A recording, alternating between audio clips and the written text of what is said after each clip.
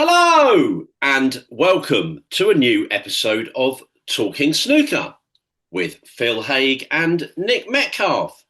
Once again, talking about the game we all love. We are indeed. I've been actually talking cricket the last 2 days. Been a bit heading new, which has been a delight. But it's back to the snooker now for the next wee while. There's been some great action on the table. But first things first, we've got a lovely guest joining us this week. We really have a happy new season, Phil. Yeah. Seven Absolutely. 7 weeks since Zhao Xingtong was parading around the Crucible with that World Championship trophy. The beautiful table game is back. You've been at the beautiful summer game, as you've been saying, cricket. All that to come, of course. We'll talk through some of the early matches that have taken place in this new season.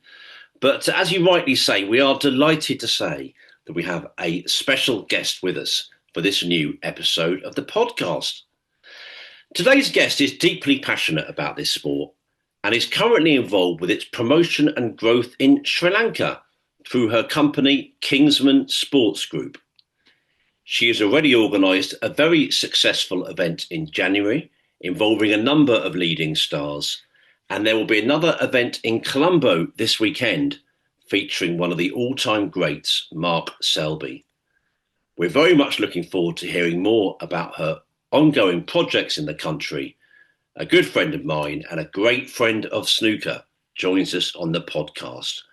Irene Sriharan is on Talking Snooker. Irene, it's great to see you. How are you? I'm good. Hi, guys. I'm going to just copy what Aaron Hill said last week and say it's an honor to be on this podcast.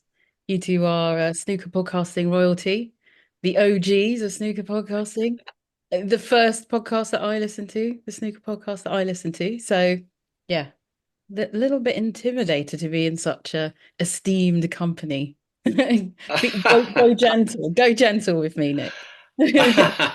Of course we will, Irene. It's absolutely brilliant to see you. Thank you so much for your kind words. But you're making quite an impact yourself. And what we'd like to know, first of all, is a little bit more about yourself and also your own love affair with this sport that, as we say on the top of every episode, we all love.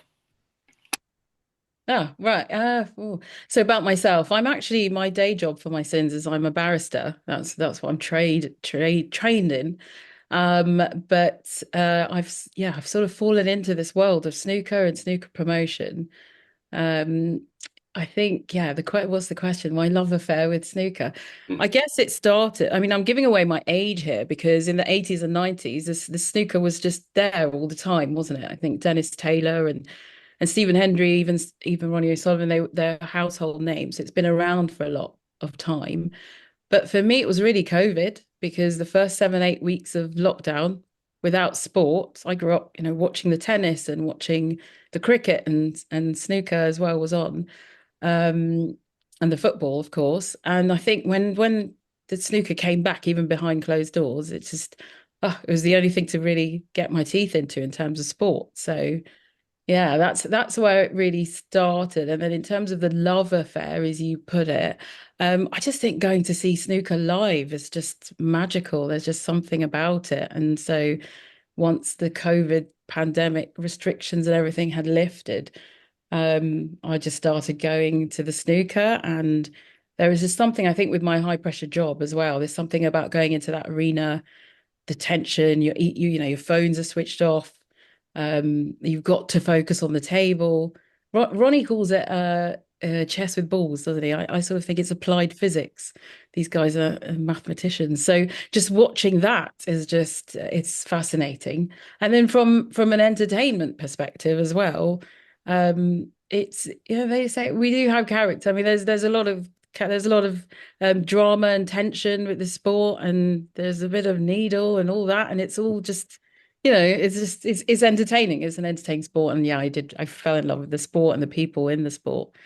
That's sort of how it started. So it's relatively new to the love affair is, I think. I think that was a story a lot of people had through COVID. I think they did brilliantly to get that Championship League on early doors when nothing else was happening. And a Yeah. lot of people either came back to the sport having not seen it for ages or came to it in the first sense. And then sounds like you are sort of itching to go and see it properly when you could get the chance, having fallen in love with it during that stage. Yes, because growing up, the World Championships is there all the time. I've watched bits of it, but I'd never really followed any of the other tournaments. And exactly that, as soon as the restrictions were lifted, I was just thinking, oh, I want to go and see it. And I think if you do it once, and in a way that goes to what I'm trying to do in Sri Lanka as well, is to get people into an arena and experience that feeling. And it is, it is very unique as a sport in terms of the test, the mental test. You're seeing the human condition in a very strange environment, aren't you? How people react to the crucible, the intensity and the marathon of the crucible versus the sort of gladiator sort of pit of the alley pally and the lights and the glam and everything. So yeah, I think seeing snooker live is a real treat, and it is something that I think hooked me to the sport for sure. Yeah. I think the human condition is an interesting way of saying that because when I go and watch live, I think one of my favorite bits is just watching the guy in the chair, just Yeah. seeing the things they're going through, which you don't see on the telly so much. But No. it's sort of bleak sort of enjoyment, so it's quite grim Yeah. sometimes, but it's very interesting.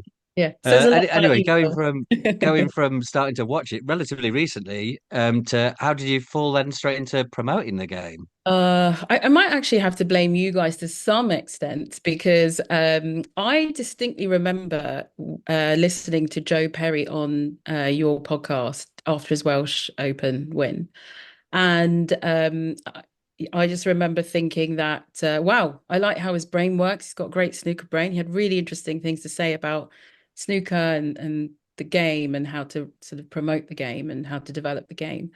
And so actually in Sheffield, because that's another great thing about snooker, isn't it? That it's the access that you have to the snooker fraternity. The players and the officials and everything, they're always wandering, it's a traveling circus, they're all wandering around at tournaments. And the World Championships was where I sort of bumped into Joe and I said, oh, I liked your podcast. And we started to your episode and it just really came out of a conversation with Joe Perry. My parents are Sri Lankan originally.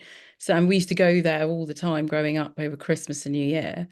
And it's obviously because the British were there, they left loads of there's loads of 100-year-old snooker tables sort of dotted around hotels and bars Oh, and wow. golf clubs and things. Yeah. So I said to Joe, in Sri Lanka, there is that it was there growing up and almost similar to the pattern here.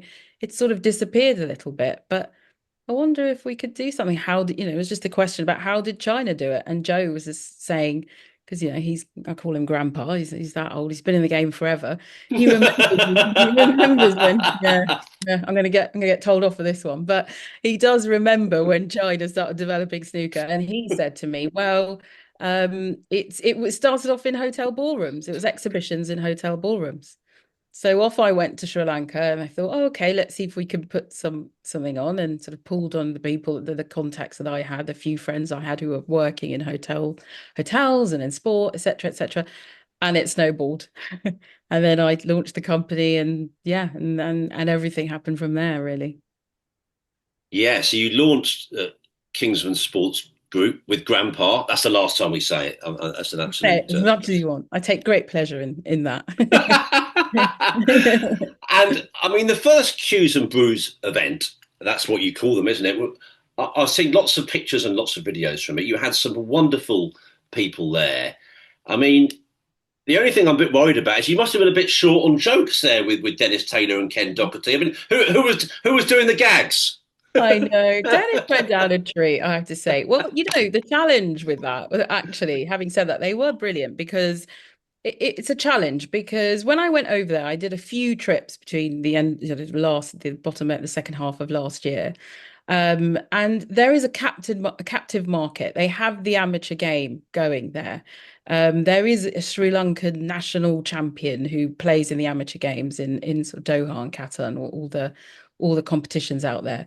But it's a small captive market. They're very enthusiastic young guys, and they're very excited to see us. But obviously, the task for us was to fill a ballroom, and So we were trying to sell snooker to people who have never seen it before, who don't get it, who think it's slow and don't a bit old and blah. And funnily enough, the sort of tools that we decided to use to sell it to people was Dennis and Ken, the showman. So yeah, Dennis was brilliant. We had the format of the launch. We did call it Cues and Brews because we thought the way to entice people in was with cups of tea and alcohol. So it was sort of a day of high tea and cocktails. I managed to wrangle an alcohol sort of distributor to sponsor us on that. So we had cocktails. And the first half of it was really almost like an old school big break style, Dennis and Ken just putting on an variety show. They had one of my friends on the table, lying on the table. Dennis does that trick. I'd never seen that before. So that was the first half of it to really get people to see the sort of fun side of snooker. And then we had a break, gave them a bit more alcohol, and then got them into the serious bit of it. And so, yeah, it was a fun day. It was a fun day.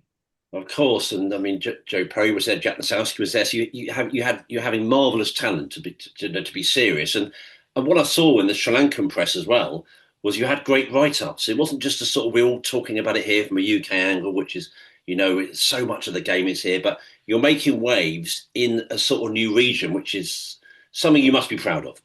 Oh, I am because my real goal for this was for me to open up some doors for the young guys, the young kids in Sri Lanka. And for them, they were so excited. I'm just so lucky to have just sort of accidentally fallen into this. And as I said, you guys, the snooker community, they're lovely. And it's sort of for me to be able to ask Ken to come along and help. And Ken has been brilliant at the beginning of all this. And he's another one with a business brain, isn't it? So he was helping me with all the logistic stuff. I mean, I was putting on this thing that I've never organized an event like that in my life before. But in the end, it felt very, very rewarding to see the young kids just really excited with small things, just being able to see the guys and like play with them because we had a young local guy play as well, play Joe and all the boys. And we did other things with them and we donated stuff to the snooker clubs there. So just trying to open the door for them to give them a bit of inspiration. I think that's what they really needed was just to see what the professionals do. And so yeah, it did make waves. Yeah, I think like the establishment, the snooker establishment was a bit scared of me. Going, oh, what's this? What's she doing? But they were, in the end, they were brilliant. Everyone's been brilliant and really welcoming and yeah, and I think also trying to bring in the culture of sports hospitality over there because we're a great little island and there's lots to do and lots of great talent there and so, but it's not really apart from the cricket, it's not something that they do. So now paddle's growing and other things growing. People have been approaching me to put on a pool event. Everyone wants to put a bit of pool. That's a big thing there. So I am quite proud of the fact that it's taken off quite well. But yeah, that is all because of the guys. They just came in and mucked in, and Joe's been brilliant. He's been a godsend. That's the last time I compliment him, but Well, that event's been brilliant, but I also want to just ask you about some of the stuff you've been doing outside that. I mean, Sri Lanka's a fascinating country. I've been there myself. It's a big mix, isn't it? I mean, Colombo's got a very kind of entrepreneurial spirit, I think, and there's these huge skyscrapers and quite a lot of wealth in different parts of Colombo, but obviously in some parts of Sri Lanka, it's a very different story. You've got areas in a sort of degree of poverty, I think, and you've been encroaching into those places as well, and also into schools, eh? yeah, well, that's brilliant journalism there, Nick. You've done your homework. It's brilliant. Like I don't have to. Makes a change. I didn't have to say anything. You said everything I was going to say. Exactly that. Yeah, lots of development, especially post-war. We are now 15 years out of the war, just over that. And so, we've got a lot of development out there. Interestingly for us and for snooker aspect, lots of Chinese investment in Sri Lanka. And so there's lots of development, but yeah, you're absolutely right. You don't have to go very far out of central London. That's like central Colombo, which is almost, as developed as Knightsbridge or Mayfair or wherever, but you don't have to go very far out of that 20 minutes, I would say, to see some real underprivileged kids out there in poor school. I mean, the schools are, I mean, it's poverty out there. And so that was really, really important to me. That part of what we do is give. We're not just there for every, everyone in Colombo who can afford to be a member of a snooker club. We want to develop some relationships with kids out there who don't have anything. And honestly, we took the guys on the day they landed on the Friday, and we took them on the Saturday to these three schools that we've sort of developed some sort of relationship with, and we took them cricket whites, and we took them footballs and things, and they were so happy to see us. They had like pre-planned this sort of like dance thing for every school, had some sort of show for us, and they were just hugging the guys, and yeah, they were just lovely. And even Joe said, "Oh, that's very." All the boys said it, but Joe said, "I'm going to go and ring my daughter and tell her like how lucky she is," because he goes, "Oh, this kid was so happy. I just gave him a football to kick around on a bit of concrete. Really, that's what they had as a playground, like a bit of concrete by the seafront." So yeah, we're doing that again. This time we are on Ken Doherty's instructions. It was a nightmare getting it to Sri Lanka, but we've done it. We're taking those Q zone tables, those sort of Yeah. 6 foot tables. Because every single player, when you ask them the question, how did you get into snooker? It's normally something like my dad or my mum or somebody bought me a little table. So we're taking 3 of those out there to give to these schools. It's gonna be the first time those type of things are out there, really. And so the guys are going to do that again on the Saturday. So yeah, that's hopefully, and those kids are all invited to come. So we've got some kids coming to Cues and Brews as well. So hopefully just we can just help them just get a little bit of inspiration, not just for snooker, but sports. I think sports development is really important, really, really important. So I think it'd be good for them. Amazing. Mm. Yeah, I'm big on those small tables because every player does have that story, and Mm. World Snooker need to be selling those things as cheaply as possible to as many people as possible because that's Yeah, how you get new players, I think. I think so. Um, Yeah. and So those kids those kids that you went to those schools, would they have any sort of appreciation of snooker? Do they know much about snooker? Do they know of it at all? nope, they're going to learn on Saturday. No, not at all. Probably not at all. Maybe pool, maybe, but yeah. I mean, this is not. It's not. Yeah, it's not Colombo. I mean, as I said, there's not much. They're living day to day in a way. So, but it's lovely little school, and there's lots of kids, and they were lovely. They were lovely, lovely kids. But yeah, in terms of what they've got, not much. So they wouldn't have had any. They wouldn't have known who these boys were. Put it that way. And then yeah, on Saturday, I think Joe was saying, we just get them hitting the balls and hand-eye coordination, that all that technical stuff. That's what he's there for. I don't, you'll have to get him on to ask him all that. But yeah, there's apparently that's the way to connect with them apparently and get them inspired. That's what they're saying. So yeah. Brilliant. And tell us about the event that's coming up. And is that more of the same? Are you doing something different from last time? So Sunday we've got Mark Selby this time. So that's quite exciting. So it's going to be different. Dennis is off playing golf with his son, I think. So we haven't got Dennis, but we've got Jack and Ken and Joe coming back, and Mark Selby, who has been amazing. I mean, Joe, when we first started talking about this, Joe said, you should really think about Selby. He'll be good with this. He's good at exhibitions, apparently. Mm. I've asked Mark Selby, like, what what is it? The jester comes out. He says, yeah, I interact with the crowd a lot more in an exhibition. So we have Mark Selby coming out, and Jack won the round robin tournament thing that we did last time. So really, we're pitching it as sort of Jack versus Mark. Mark challenging Jack for the Cues and Brews title, that esteemed Nice. title that not many people have heard of yet. So the first half, this time we've got a few more local players. So Sri Lanka's number one is cleared to play, and so it would be quite interesting for those guys, some of those national champions, to be playing Joe. And so we ran a competition about a month ago for them to comment on socials and to give us little pictures as to why they should play. So 3 of them have been chosen. One of them is the young guy Oshan who played last time, who's a walking advert for why this is great, because he is convinced that meeting Joe Perry and playing with these guys has improved. He's gone from a 30 break to an 80 break in Oh, six. wow. So he's sort of the testament. Yeah, he's our first beneficiary of what we're trying to do out there. So we've got him coming back to see if he's gotten any better, really, under match conditions.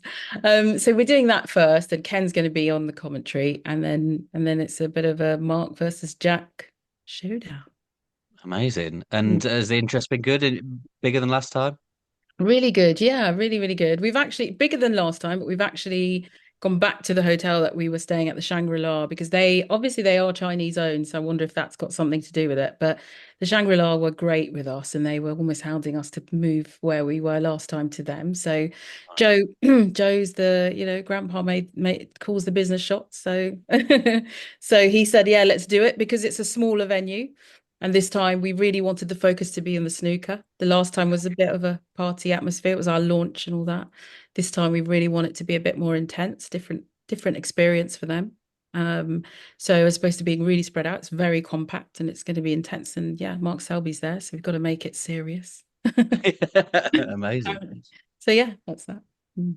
I mean, Mark Selby's obviously an absolutely great champion. Mm.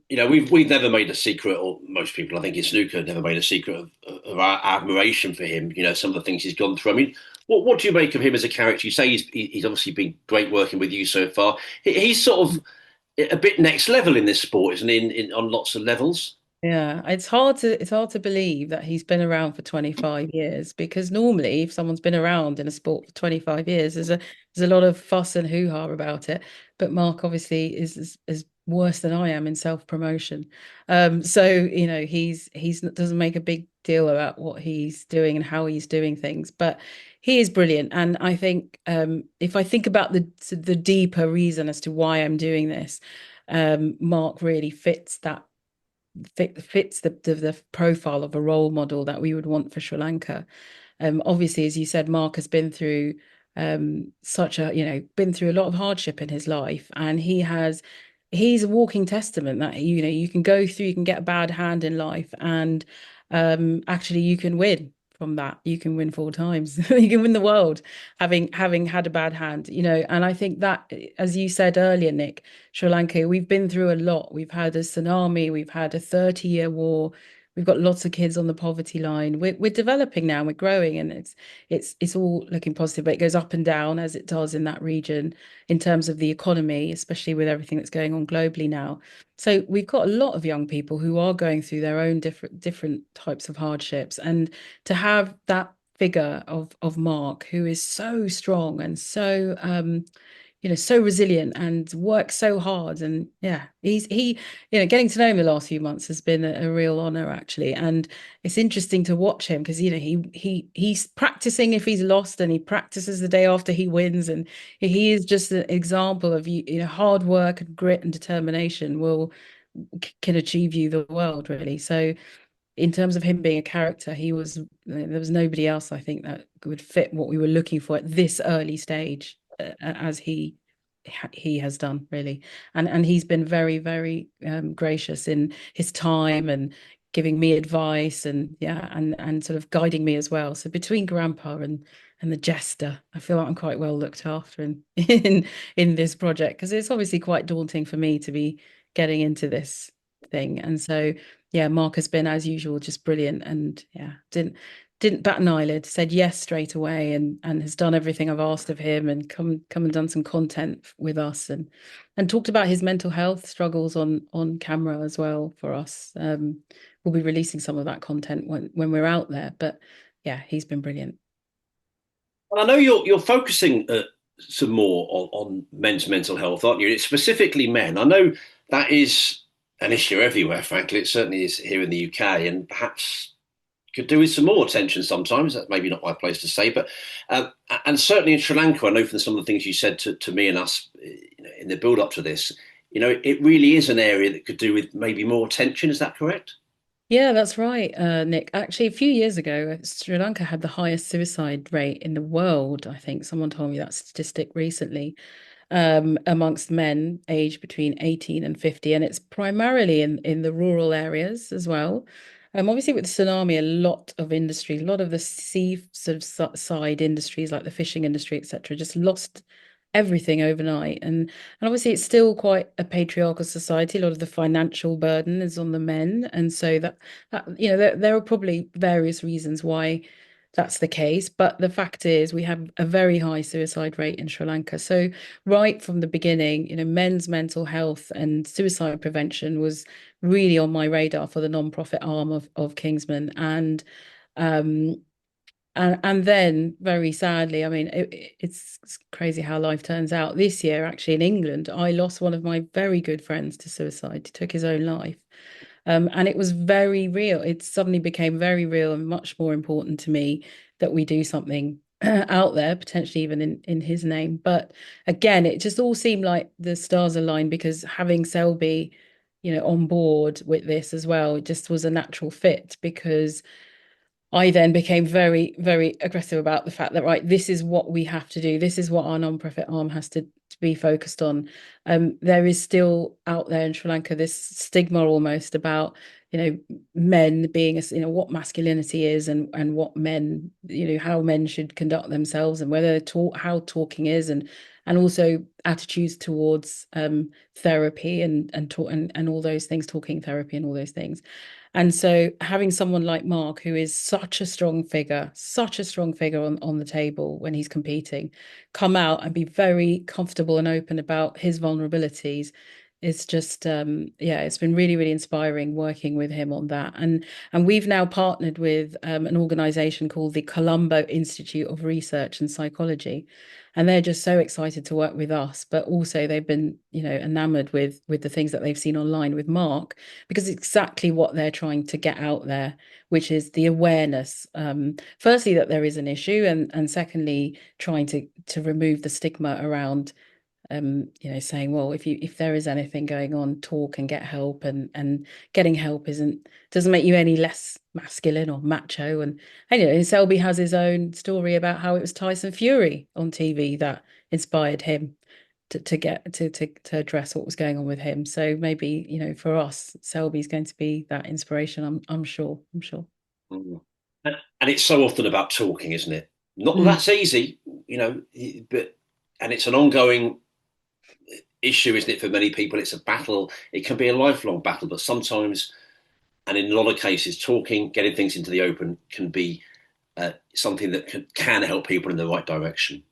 absolutely. And Mark is not necessarily a talker as well. So it's also great that it's coming from someone who is known for sort of, being very stoic in what he does and goes about his business quietly, and he's not someone that, he's not a talker. That's the only way I can put it, really. So that example as well, I think, has been really, really good to have and to try and get that out there, which is, it's pretty strong to have to do. You're pretty strong if you're able to say, I need help and I want to talk about something that's bothering me.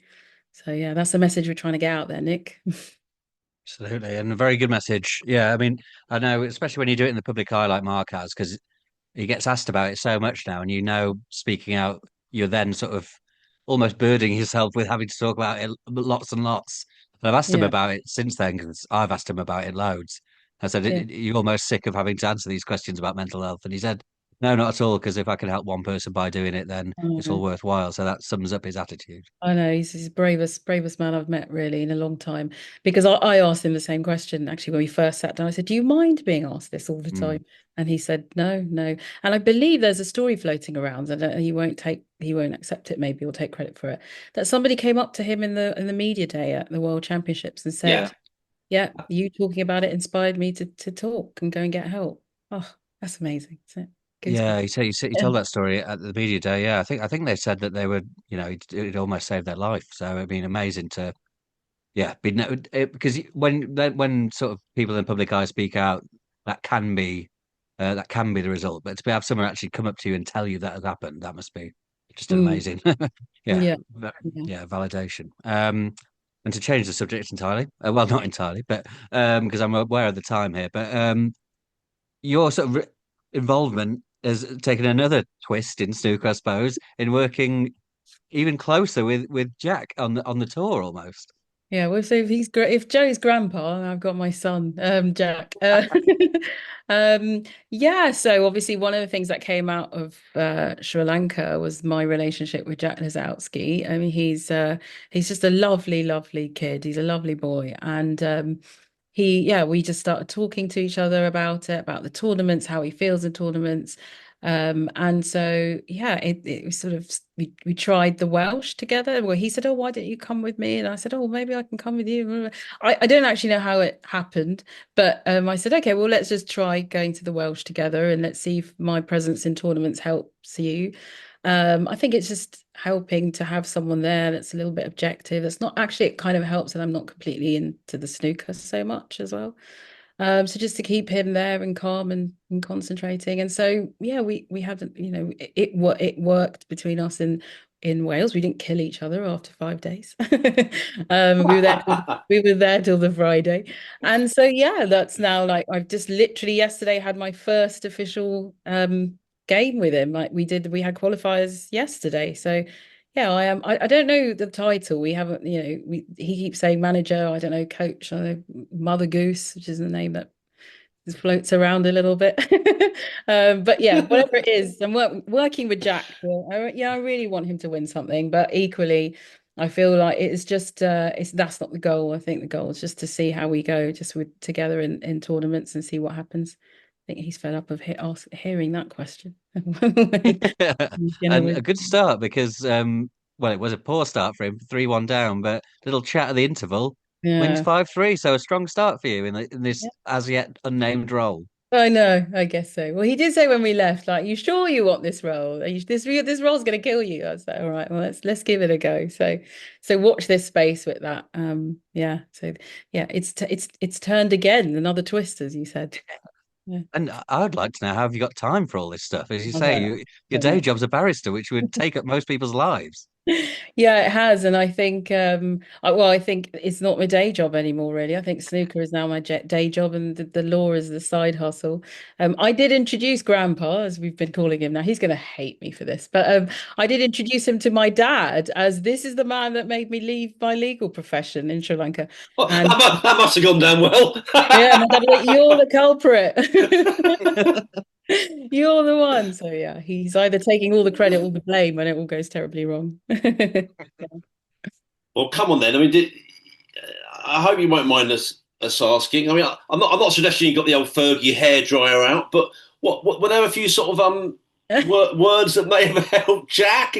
Quite a turnaround, 3-1 down against our Mr. Coach to win 5-3. Yeah, I was fuming.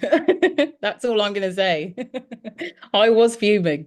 But yeah, no, just a little chat with him. I'm gonna say what I was telling him and No, of course give not. away No, the secrets.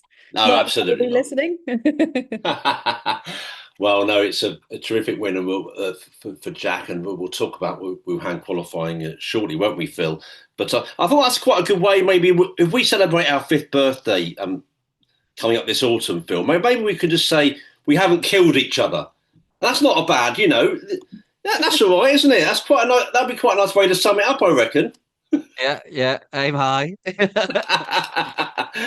What can we say, Irene? The miracle that Joe and I have lasted this long without killing each other. He calls me annoying on every time he's asked a question in Sri Lankan media or in content shoots about how it is to work with Irene. He starts with the word annoying every time. So yeah. I've seen you together, and it's a bit of a double act growing, It is, definitely. Um, sadly. but listen, Irene, we really wanted you to come on. You've been a delight to talk to. We just wish you continuing good fortune. I mean, where can people find out more about Kingsman? You've obviously got an event coming this Sunday in Colombo. I know it'll be a great success again, but tell us where people can go and find more information. Yeah, so Kingsman Snooker. So at the moment, the Sri Lankan group is it's on the Facebook, Kingsman Snooker Facebook. We're on socials. We're on Instagram. So it's kingsmansnooker.lk. And then obviously the website has the event details on there. But I'm guessing all of your listeners are going to jump on a plane, but they're more than welcome to do so. But the kingsmansportsgroup.com website will be moving over the summer because obviously, as Phil said, it's taken a bit of a twist now. So I think the management services and all the professional stuff that we're doing will go on there. So yeah, I guess just watch this space on Instagram and social media. That's how the kids are doing it now, Nick. That's, I don't know why you're saying it to me. I mean, I'm 50. I'm 50. I'm still watching blankety blank videos from the 70s. So I don't think I'm quite your target audience. But anyway, Irene, it's absolutely wonderful to see you. And Thank you, Nick. Phil and I are so grateful, aren't we, Phil, for Thank having you. Irene? Great value. Yeah, absolutely. That was great. So interesting. And yeah, like Nick said, best of luck. I don't think you Thank need any you. luck. You're doing so great, but hope to see the growing success in the future. Thank you, guys. Thanks so much for everything you do. You guys are brilliant. Thank you. Give our regards to Jack and to Grandpa and to the Jester and everyone else, okay? I shall do. Thank you, guys. Okay, all the best to Bye. you.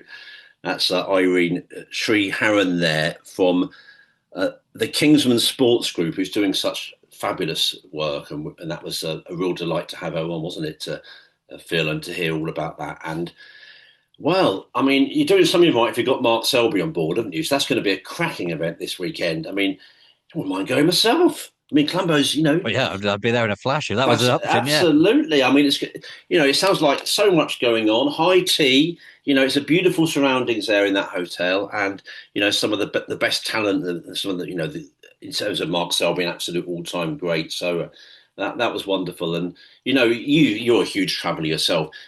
That 20 minutes thing really stuck in my head with Irene. That's so true of a number of parts of the world, isn't it? And sometimes, with those contrasts with big cities, yeah, all you need to go is go out 20 minutes. And then, I mean, very hugely Western thing to sort of say here, really. But, I'm trying to choose my words carefully.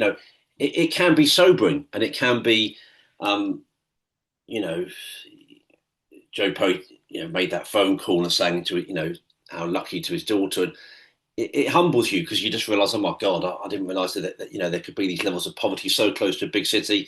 It's so eye opening. Oh yeah, big time. Yeah, I mean, yeah, you can go to some place in the world and then you come back and the things that we whinge about over here, and you just think, bloody hell, shouldn't be whinging so much about certain things when you go to what people are dealing with elsewhere. Not that people aren't dealing with awful things over here, but there's levels of stuff. And yeah, I've not been to Sri Lanka. I would love to go. But yeah, I'm sure that's a country that experiences extremes of things like everywhere does, really. But yeah, I mean, certainly where the snooker is going to be the nice side of things. But yeah, yeah, it looks fantastic. The events that Irene's put on, and fair play to those guys who've got stuck in. It sounds like they've got in both feet. I suppose if you go all the way to the other side of the world to do a snooker exhibition, you may as well go in wholeheartedly. But that's what they've done, and you wouldn't expect anything less from those guys. But yeah, sounds great. They're all great people. And I've seen some videos as well, not just Irene mentioned the welcome they've had at schools, but even outside the hotels and, in the foyer of the hotels, dancing and welcomes for these guys and flowers being put around them. So they're treated well. And, it's all wonderful stuff. We wish Irene well. That was brilliant. Phil, should we talk about the snooker that's underway for the season? And we'll do that after we say you are listening here to the Talking Snooker podcast with Phil Haig and Nick Metcalf. The Wuhan Open, Phil. People don't like qualifying. They say it's first round. We get the semantics, whatever you want to call it. It tends to fall into the qualifying thing because they are in Leicester after all. So it does feel like the event before the event in many ways. But either way, whatever you call it wasn't there Sunday morning. Fans are like, come on, I put on this. It's supposed to be on Discovery. I mean, I've been on Radio Snooker. I've already both sided this, Phil, with no apologies. You know how I feel by now. We're so lucky we're blessed as snooker fans, but that doesn't mean that it's not a bad look when we're told something's going to be somewhere. It's not on there. It was quickly put on WST Play for free. That's a subscription service, but people can watch these matches for free. But it was, frankly, confusion on day one of the season. It was, yeah, very odd. Because World Snooker had published an article 2 or 3 days before it started, maybe even closer to it, saying it was going to be on Discovery Plus. And it was very clear there was no two ways about it. It was going to be on Discovery Plus. So when the match was starting, it wasn't there. It was very odd. And then like you say, it was quite quickly made clear that it was on WST Play for free. Which in the grand scheme of things, you missed a few minutes and then you could watch for free on there. But I suppose the why is the interesting question. Because why did they think it was going to be on Discovery Plus and then it wasn't? And I did ask Will Snooker yesterday on Monday, and at first the reply was there's no comment on that. But then I got an update a bit later, which was a statement saying Warner Brothers WBD, which is Warner Brothers Discovery, chose to not make the event available on their platform. WST immediately reacted and made the qualifying event available for free, which is what happened. But again, I suppose the why is the question again. Why did Warner Brothers Discovery choose not to make the event available on their platform, and why did they do it seemingly at the last minute when Will Snooker thought it was going to be on there? So yeah, I don't think anyone missed too much overall. We got to watch under WST play, but the situation's a bit odd and a bit confusing, really, and it's not really been cleared up. Well, you're on mute there, Nick. Oh, my apologies for that, and I think that's right, Phil. And thank you for that, and thank you for that sort of a clarification there from World Snooker Tour. I mean, as I understand that the Wuhan Open itself is not going to be on the channel, so that obviously might explain it to some extent. But I mean, look, let's be clear here. We all have bits of miscommunication every day in whatever business we're in. Goodness, it happens in the offices I go in. Oh, I thought this was happening. You didn't tell so and so. Where's Maureen? Why didn't she say what? Why didn't Daddy get that message? It's all it's very much part of and it just happens. But it's not the first time, is it? Without wishing to comment about it too much, that there are these confusions, and I flit around. Sometimes I sort of think, oh God, you lot. I mean, you're so lucky than what you can see, but stop moaning. And I definitely do think that sometimes. But also, at the same token, it happens a lot of starts of the season, starts of events, and the first hour or two, people can't watch it. Now we're in the UK at the moment; it's boiling hot, isn't it? People are out, enjoying the sunshine. Although, as I pointed out on another service, people can watch their tablets and phones when they're out in this day and age. You can be out and do that. But some people, whatever the weather and whatever the time of year, however low key it was and is, just want to watch the snooker. So when they can't do that in the morning, of course they're going to, say, well, where is it? And then it's not always explained quickly. But listen, as far as I know, by about 11 or so a.m., and I think play started at 10, not long after 11, and certainly there's a message gone out, it's on WST Play. And I've looked on there and it's great, isn't it? There's no question. It's easy to flip between the tables. The coverage is really strong on there. And, in that sense, you can't really complain. But obviously some confusion. I think it's right that we say that without going too far about it, hopefully. Phil, I mean, Luca Brecel didn't show up for his match, did he? He's far too rock and roll, Luca, for the Wuhan Open matches in Leicester. I mean, you wouldn't get the Beatles or the Stones showing up at the Brentwood Centre, would you? No, but it's well, he can do what he wants. Obviously, he can do whatever he wants. But to not let anyone know, he just didn't turn up. And he was posting on Instagram throughout that day, which he just sort of looked like he was just having quite a nice day. He was posting pictures of pizza, a cat he saw, which looked quite nice. He looked like he'd gone for a run. So I don't know. I've not heard any, and I did ask Will Snooker if they'd not heard anything from him. Um, and if there's no good reason, he faces a potential fine for that. But it did look like he just couldn't be bothered. And if something comes out and something has happened, then fair play. But uh, it's just a shame, isn't it? Because we like watching him. Well, I like watching him play. And he's 30 odd in the rankings now. If he doesn't turn up to play, he's only going further down. Um, so we'll see what he does next. He's got a British Open qualifier next. Is he going to come and play for that? We don't know. We'll see. But yeah, it's hard work if you're a Luca Brecel fan sometimes because you don't see a lot of him. Absolutely. What session was it I saw? I think it was him against Judd. One of them at the Crucible. It would have been the one I saw. And I said it on here at the time. Luca Brecel makes snooker crowds make noises that no other player does, really. Judd does it a bit, some of them do it a bit, but they just absolutely electrified by the guy. As you say, when he's playing, I mean, that Saturday night against Ding. I mean, I mentioned some of the luck that World Snooker Tour had. You make your own luck, but some of the luck they had during the tournament, that was the luckiest break they had. People were saying, "Oh, it's going to be a flat Saturday night, no finish," and one of the most electrifying 2 hours of snooker. I mean, I can see you nodding away. That was magic, wasn't it? So he probably thinks, well, look, I'm giving you rock and roll here. I mean, he's up. I mean, I'm flipping about it, but he's almost snooker's ultimate modern rock and roll character, isn't he? I mean, he turns up with 15 minutes to go, plays like a dream.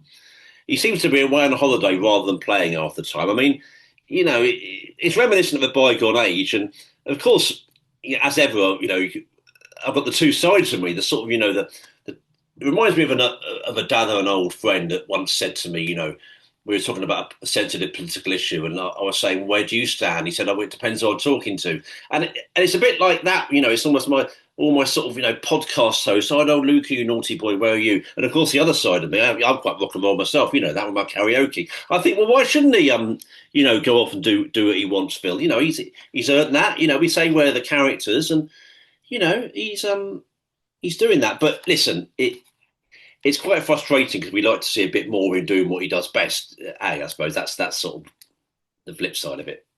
Well, yeah, I think you should do both. Really, you can be as rock and roll as you like, but I think you've got to turn up and play snooker if you're a snooker player. Like you can turn up as hungover as you want, or do whatever you want. Turn up with 5 minutes to go. Turn up, give them a frame. Turn up late, whatever, but turn up. Like, or else he's so good. He'll turn up and win enough games, even if he misses half the events. But it's a dangerous game to play. As I say, he's down to 30 odd. You could slip away if you're not careful. The standard's so hard. So yeah, no, I like. I'm a big fan of him as a person and as a player, and he can do what he likes. But I would like to make sure he plays enough games just to keep his career going in the right direction. Yes, not sure we said he should have been playing Harris Tahir, shouldn't that was meant to be his opponent. We didn't turn up for it, but various players did turn up, thank goodness. And let's have a look at some of the early results then, Phil. This is sort of the opening day of the season then, Sunday. And the match that really caught my eye, the early result, was Louis Heathcote beating Wu Yi. So that's a hell of a result for Louis. Breaks of 117 and 69 from him. C Try He, now I tip C as being the most likely player to win a maiden ranking event. And if anything is going to put the mockers on the poor fellow, it's that, Phil. But, well, he's had a good start. Have we got a bit of animal magic here with Johnny Morris? Yeah, Abdi's just come to Go say on, hello. show us, for our YouTube audience, all 17 of them, show us. There he is, the big man. The big man. Hello, Colonel. I wonder if he's ever been called Colonel before. No, probably not. Lovely. Look at that. There he is. Wow, brilliant. Yes, but Seed is off to a good start. I saw a little bit of that. Actually, he beat Paul Revez 5-2, breaks of 59 and 112 from C. John Higgins beat Huang Jihao 5-2, 3 half centuries from Higgins. Elliot Slesser 5, Oliver Lyons 4. Painful one for Ollie there. He was 4-2 up on that. David Grace, Ricky Walden. Now, I was on Radio Snooker for a bit of that. It was 1-1. I said I fancied this would go deep into the afternoon and maybe the early evening. It did. And David got victory, of course, 2 redoubtable customers there. Well, Mark Williams 5, Chatrapong Nasser 0. I think you pointed out that a lot of these guys will be a bit of a learning experience. That's obviously the case. But I actually had a look at the frame scores. They were all pretty close. So it might have just been that inexperience, obviously huge. I mean, there's no words for the gap in experience there, so that may well have told. Matthew Selt 5, Sonny Akani 4. I saw a line on snooker.org that they were taken off in that match. Akani was 4-3 up. And when they came back, Matt Selt won the next 2 frames for victory. Rhiann Evans, top win, beat David Lilly 5-4. Rhiann was 4-3 down. She got it to 4-4 and then won the match with a break of 61 on the decider. And then a match I think you saw a bit of, perhaps towards the end after your Leeds visit. Liam Davis beating Mark Davis 5-4. So few deciders there towards the end, a few maybe more comfortable ones as well. Lots of the results and action for you to reflect on there, Phil. And then I know you've taken a look at some of the results from Monday and even a few this morning as we speak here on Tuesday. Yeah, exactly. Yeah. That win for Heathcote over Wu was the one that stood out for me too. Partly because Wu was the one who I tipped up to be the first time ranking event winner this season, so he'd lost his first game there. But Louis looked great from what I saw there, so fine win for him. And someone I mentioned last time out, I think Lan Yuhao, who's new 16-year-old pro from China, um, he lost his first match 5-2 to Zhou Yulong. No shame there. But the two frames he won made breaks of 114 and 97. So 16 years old, he may have lost, but that's not too bad a start. Getting used to pro conditions. I think the standout result on Monday was Artemis Zizins beating He Guoquang 5-1. Very impressive win for Zizins there, who is much the lower ranked player, but he started off with a 96 and didn't look back from there. A few other notable results. Liu Hashan beat Baiyulu 5-3. There were comfortable wins against debutants. Sean Murphy 5-0, Michael Shabarchik and Neil Robertson 5-0 against Leon Crowley. Tough first outings for those two guys on tour. Same with Fergal Quing losing 5-0 to Tepshire and New. But yeah, no shame in those. They are very difficult first games in the professional career. Zhang Anda beats Steve Fulworth 5-2. There are 550 plus breaks from Zhang there. Very impressive. Chang Bing Yu, I noted, he's back from his match fixing ban and he was 4-1 down to Daniel Wells, who knocked in 2 tons. Chang came back and won 5-4. So Oh, wow. very encouraging result for him there. Zach Shorty seems to have continued his good form from last season, 5-1 against Gong Zhengyi. And last week's guest, Aaron Hill, um, beat Sam Craigie 5-1, which is a very good win. 450 plus breaks there from Aaron. So yeah, good start for him there. And there are a couple of ones. There weren't too many shocks really going around, and these two weren't shocks, but they could have been. We mentioned Jack coming back, Jack Lisowski coming back to beat Amir Sarkosh after being 3-1 down. And Pang Junyu went to a decider with Hatam Yesen, who really does not win many games at all. So that would have been a huge shock. Pang survived. And also Scott Donaldson was 4-0 up against Mitchell Mann. Oh, I Mitchell got it saw back to that. 4-4. It looked, I didn't see any of the actual play, but No. they breaks 76, 103, and 54 to get it back to a decider, which then went to a respotted black, Yeah. which Donaldson then got over the line. So that looked like a real drama, but Donaldson survived what would have been a very painful loss. Yeah, I mean, bloody hell. I mean, a decider's good, Blackball's good, but a respot in the decider, that's quite something, isn't it? And yeah, my goodness me.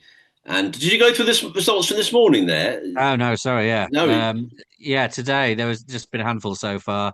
I noticed Gilbert had some very impressive scores. He beat Chun Wei 5-1 with 64, 105, 120, 91 and 70. So he must have been on the practice table a bit over the summer, you would think. Um, and Marco Fu, Chris Wakelin was a notable one as well. That's a great first rounder, isn't it? Yeah. Marco Fu won that 5-3 with 3 tons. So Marco's not as consistent as he used to be, but it's still in there. Very good win against Chris Wakelin, who sort of expect to do very well this season. But poor start for Rob Milkin. So I noticed is outside the 64 on the end of season provisional rankings. So he's got wins to get to keep his tour card, and he started with a 5-1 loss to Wang Yu Chen. So the Milkman will need to get going at some point soon, or he's going to be in danger of losing his tour card for the first time in a long time. And the other one I noted was Jusa beat Chris Totten 5-1, mainly because Jusa was my tip for the surprise package of the season. And he started well there because in 6 frames played, he got 550s and a ton. So even in the frame he lost, he got a 50 odd. So good stuff from Zhu. And yeah, it looks like there's a fair few players playing very nicely in their opening games. Yeah, no, great summing up as ever from you. And yes, well done for mentioning Aaron Hill, because that's something that may have slipped through the net, actually. What we may have come to it in our heads as well, but thankfully you did. What a great appearance. He was brilliant. Thank you for so much feedback to that. He's everyone's saying just what a great guy he sounds like, and that's exactly how he comes across to us. And we absolutely love talking to him, so that was brilliant. And yeah, on the back of that, I think I went for him as a surprise package. I thought, well, why not? He's into the world's top 50 now. You know, if anyone's going to take the next step, you know, it's sixth season now. You know, I'm not going to say it's time for him to deliver. It's far too young for that. But I think he's got a bit of that oomph about him now. So we'll certainly wait and see. It'll be interesting to see his development. And Phil, you don't get too many pleasures at my age, but I've got the video printer out. I've still got this. Ryan Day's had a win as well. I think you mentioned that. He's beat Jonas Lou's 5-1. So that's a nice little start to the season for Ryan. Let's see if he made any good breaks there. Well, he weighed 186. And Jackson Page has had a win as well. He's just beaten Ross Muir 5-3. And that's 4 half centuries from Jackson there. Breaks of 58, 73, 53, and 66. So he's looking pretty good. And one match in progress right now, as far as I can see, again, going to snooker.org here. The invaluable, as ever, snooker.org. And it's Lei Pei Fan 3-2 up on Yi. Perhaps we'll go to the video printer again before we go off the air. And, well, that's brilliant. I noticed, by the way, that snooker.org have come off Twitter, which is kind of understandable. Bit of a shame in terms of, they're always a great follow on there, but they do a great service wherever they are. They're on Blue Sky, so maybe, I'm still on Blue Sky and I don't post that much, but maybe if more snookermen went over there, still have a chance of building a bigger community. Anyway, they're on there now. And, well, I see Kyron Wilson, Connor Benzie's at one of the matches to come later on. So I think we mentioned that last time. That's certainly an interesting one there. Bit of a baptism of fire for Connor. We'll see how he gets on. Should say British Open qualifying, Phil, underway from tomorrow as we speak, Wednesday through to Saturday. I think Connor Benzie's got a kind of looking match there, I noticed, against Julian Boyko. The aforementioned Jack Lazowski now, of course, with Irene watching on. He's got Liam Highfield. I noticed Highfield won their last meeting at the German Masters in 2022. And Jimmy White, Liam Davis, so that's a 63-year-old against an 18-year-old. I'm about to say only in snooker. I mean, golf's similar, but snooker, they're actually playing each other. That's brilliant. I mean, never mind old enough to be Liam's father. He could be Liam's grandfather. We've had a talk about grandpa already on this episode. But anyway, and Ryan Day, Stuart Bingham. Now, I thought, should I test Phil? I thought, no, it's too unfair. I don't think you'd have gone with 1997, would you? Because I think that's far earlier than anyone would have. The Benson and the Hedges Championship, Phil, at the Willie Thorne Snooker Centre, just a couple of months after the death of Princess Diana, the same year that Tony Blair took Labour to their famous election victory. And, a certain Nick Metcalf graduated from York University that year as well, Phil. So we're going back quite a while, and that's that those two are still going at it.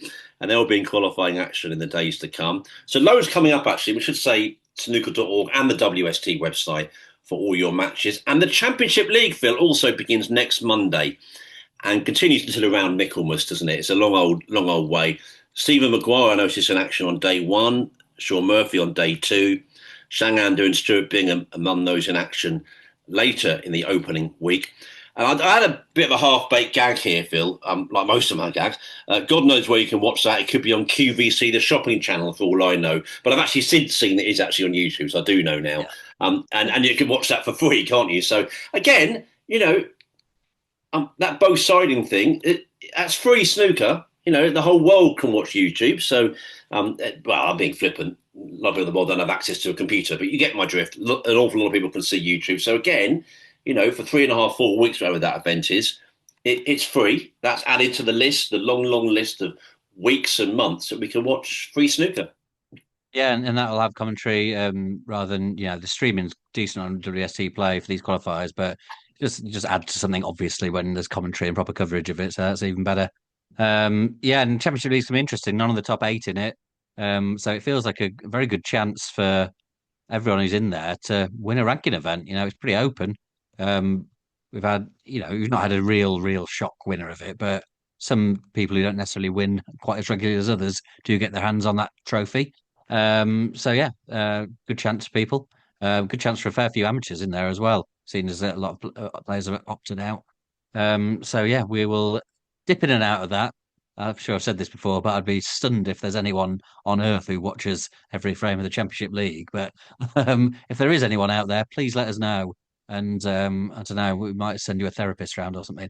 I was about to name Kelly Barker, but you don't want a therapist being sent round to you, Kelly. You don't deserve that or want that, do you? Just for loving snooker. Maybe I was thinking Lorenzo might be a good bet for that. He always seems to be watching a lot of snooker. Our good friend, of course, who we once were delighted to team up with John Higgins. So yes, we were. Some of them will give it a go. Yeah, sure. I mean, I'll watch an awful lot. Don't get me wrong. I just didn't know if it's even possible to watch all of it, but we'll see. But yeah, that's getting started soon. And yeah, so plenty going on really in the summer months. And I think we're in any other business. And I have to say, the old, I'm patting my back here and you can do the same. We're doing all right for this hour, aren't we? This hour target. I think we're just about come up to an hour now. We're about to sign off. So for the third week in a row, 3 out of 3 ain't bad. But I tell you what, Phil, we're going to be tested next time, aren't we, for that? Because we've got Michael McMullen on here. And just to say, he is one of the great voices, Michael, and everything he says is pretty much fascinating. So we're going to try and streamline it as much as we can, but we're conscious we want to get all his great words in. So tweet us Talking Snooker or email talkingsnooker@yahoo.com. We got more questions in for Michael than some players, so that I think says a lot. Some about his radio work in Ireland. A lot of people remember him being a big radio presenter. But he used to do a show with Mark Lawrence on a Saturday. In the I think it would have been called the Premiership then. That's how long we're going back, and he's known for so many things. People asking him about his opinions about this, that, and the other. So we look forward to that. He'll be great, won't he, Phil? And also, perhaps a word for you, looking forward to Michael. And also, tell us about the test match you've been at. I mean, it's normally very quiet at Headingley, isn't it? A bit like a library. Yeah. Yeah, well, I had one day on the Western Terrace, which is the rowdy one with my mates, and then the next day I was with my dad on the other side of the ground, which was the more sedate day. But no, a lot of fun. Yeah, go most years up to Leeds. I used to live right by the grounds. I love going back up there. Um, yeah, just a great day out, wasn't it? Even did some cricket interviews, which I don't get to do very often, but spoke to some legend of the game. Alistair Cook was a lot of fun. So yeah, no, it's been a good day. And talking of interviews, having mentioned this on the podcast last week, and maybe this is the route to it, but I got a message from Sam Craigie saying I must have been texting on his old number. So that's if you don't get a text back from someone, call them out on a podcast because that's the answer to it. So I'm actually speaking to Sam late this afternoon, so I'll get that interview that I've been looking for in the end, which is good news. It was good news, but it was slightly mixed news for me because I thought, oh God, he's going to love me talking about how difficult it was in that interview with Hector. It was only one interview, that's what I'll say. But you've got to be so careful what you say, and good lesson. Well, I'm not just saying this. I'm no meteorologist, right? But looking at the Test match here now, I know India didn't declare; they're all out, by the way. And it's not a cricket podcast, but I looked at the forecast and then people were talking about, oh, rain, it's going to be rain. I thought, well, that forecast, I see a lot of forecasts. That doesn't suggest to me it might necessarily rain all day. It's like, oh, some drizzle around. I think, well, you can play cricket in a bit of drizzle. Now, I'm not saying it won't rain in the afternoon, but so far on this final day, Phil, we had quite a bit of play, and it's not beyond the realms of possibility that England could go for their target. Interesting test match developing. You may well know the result before you go off the air, but it's a cracking test and a good way to start this big series. Goodness. And wow, Wimbledon underway next week. Talking a big time sport, take over for a fortnight of our sporting summer as it always does. Word about Steve Ryder retiring, Phil. The last presenting gig for ITV on Sunday from the British Touring Car Championship. What an outstanding career! The face and voice of so many memorable sporting moments across the years and the decades. And I wanted to say as well. I know we often sort of do divert away from our love affair with snooker. And a word surely for Brian Wilson, who has died at the age of 82, frontman of the Beach Boys. If ever there was someone who you'd say will live on through their music, it's that man. So rest in peace, Brian. We're going to go, Phil, aren't we, I think? Should we look at the video printer? Let's do that. I know I didn't give you a choice there, did I? And let's have a look what's happening. 3-3 it says on mine, lay against on ye. It is 3-3. So that last frame has levelled up the match. Looks like Leipzig fans on a break early in frame 7, up to 30 odd points, and that we give WST a little bit of a flea in their ear here. Fair to say that I don't think the scoring's that bad. Now, again, talking about people that watch every frame, there are people out there that I'm aware look at live scoring a lot more than me, actually, even I'm the host of a snooker pod. And they say, oh no, it's regularly going this and that. I don't find since it's changed, it's been that bad. I know there are quirks, there are difficulties at times, and I find that too. But I found it, only speak from your own experience, generally okay and up to date. And I can see Lay yeah, just made a red. Look, I'm looking at you. Not very good if you're listening on audio service, but if you're watching on YouTube, all 17 of you, you can see that I'm holding the phone up. So yeah, that's I think it has 3-3. got better. I think this when it changed to this, it wasn't great for a while, but I don't know when it. You never know with these kind of things because you don't hear any feedback when it's good, do you? It's like table conditions. But I think sort of the back end of last season and now it does seem fine. I can't work in these conditions.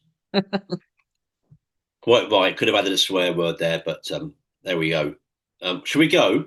I salute you and say next time, not absolutely confirmed because we've all got busy lives, of course. We're hoping to have Michael McMullen here, and he might say one or two wise things about the game. Who knows? I would expect so. That's what he's here for. Someone's got to do it. All the best to you, Phil. Thanks for your company. We love chatting to Irene. And see you next week, sir. Yeah, absolutely. Pleasure as always. Thanks for listening, everybody. Speak to you very soon. Irene Sriharan was an absolutely terrific guest on this podcast. We thank her so much. We look forward to hearing more and wish her well for all her ongoing work, along with Joe Perry and all the players that are going over to Colombo.